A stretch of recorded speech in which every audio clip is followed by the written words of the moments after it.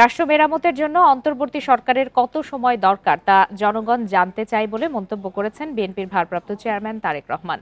বিজয় দিবস উপলক্ষে বিকালে ইঞ্জিনিয়ার্স ইনস্টিটিউশনে এক আলোচনা সভায় তিনি একথা বলেন। সভায় বিএনপি নেতারা মুক্তিযুদ্ধের চেতনা নিয়ে একতরফা রাজনীতি করার জন্য আওয়ামী লীগের সমালোচনা করেন। বিএনপি মহাসচিব মির্জা ফখরুল ইসলাম আলমগীর দ্রুত সংস্কার শেষে নির্বাচন দেওয়ার আহ্বান জানান। অন্তর্বর্তী সরকারের কাছে আগামী দিনের কর্মপরিকল্পনার রোড ম্যাপ দেওয়ার আহ্বান জানান তারেক রহমান। বলেন, এ দাবি তুললে সরকারের উপদেষ্টাদের অস্বস্তি দেখা যায়। তিনি বলেন, সংস্কারের নামে দীর্ঘ সময় ক্ষমতায় থাকলে জনগণের কাছে সংস্কারের প্রয়োজনীয়তা নিয়ে প্রশ্ন উঠবে।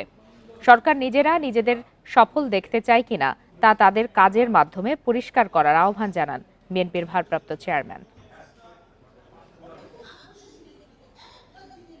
রাষ্ট্র মেরামতের জন্য অন্তর্বর্তীকালীন সরকারের আর কত মাস কিংবা কত সময়ে প্রয়োজন সেটি জানার অধিকার জনগণের রয়েছে।